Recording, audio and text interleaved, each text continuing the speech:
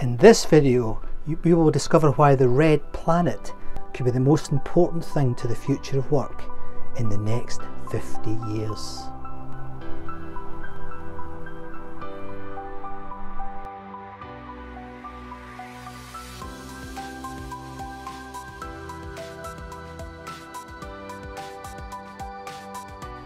Hi, it's Scott here, and thanks once again for tuning in to one of my Future of Work videos where I try to give you tips and things to think about, mental models and ideas on how to cope with the future of work as it rapidly comes towards us. If you enjoy this channel, please hit the subscribe button and hit the little bell and you'll be notified of any future videos that I do. Let's get into the next one. When I was growing up, I was lucky to do so just after we'd been to the moon. And at that time, this thing had changed everything.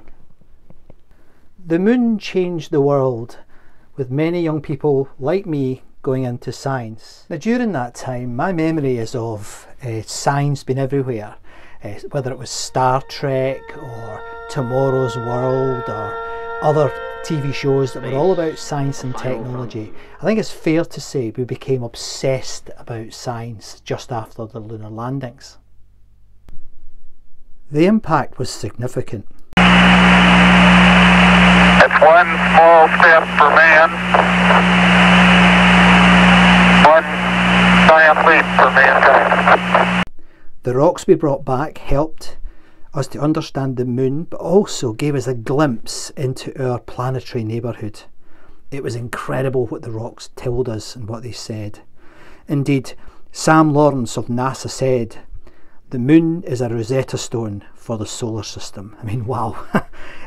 What followed us going to the moon had historical, political, cultural, technological and obviously tremendous scientific impact. And it's that I think gives us some hope for the future.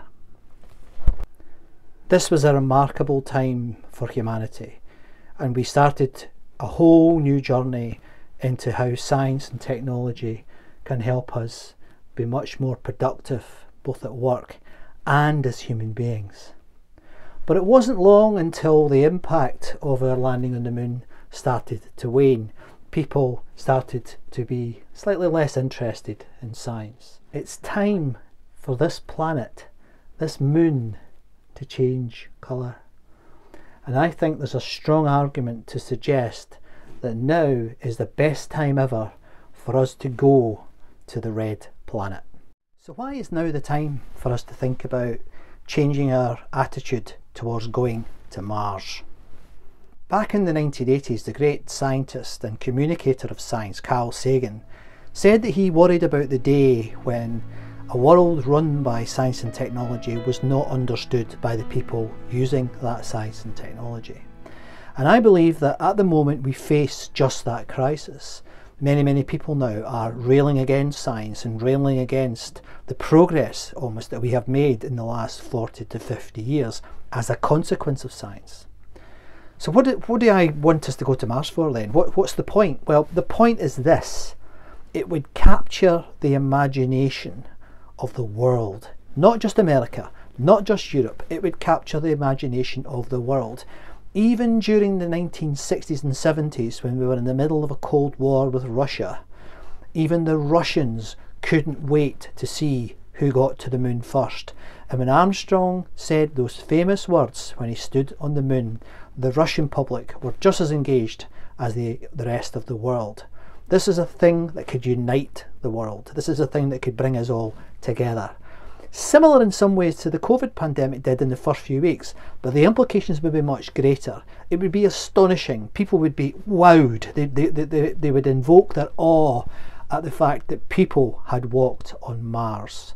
And that's why I think thinking about how we go to Mars, how we can afford it, who can pay for it, is a critical thing for human futures. Think of the army of young children that would be inspired by the first man or woman who stepped on Mars. Think of the number of them that would then go into medicine, to engineering, to research.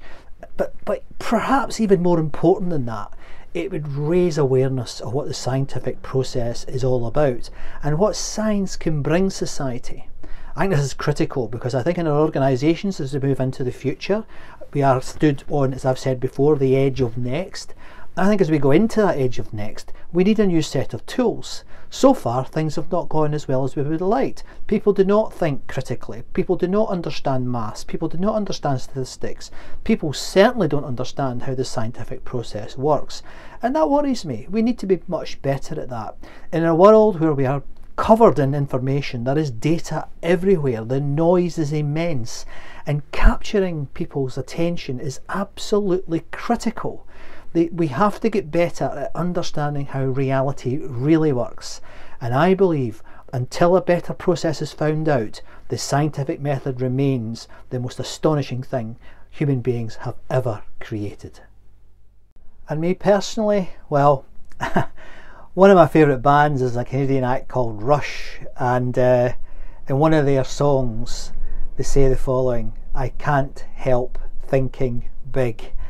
And I genuinely believe that that's what our corporations and our individuals have to do if we're to move to the next level of human development, to look at things, the existential threats against society, like nuclear weapons, like climate change, like bad information, like conspiracy theorists. We need to move beyond that, and I believe, as I've said a moment ago, the best way for us to do that is via the scientific method, and to really give that a real kick. I can't wait to watch the first people walking on the red planet.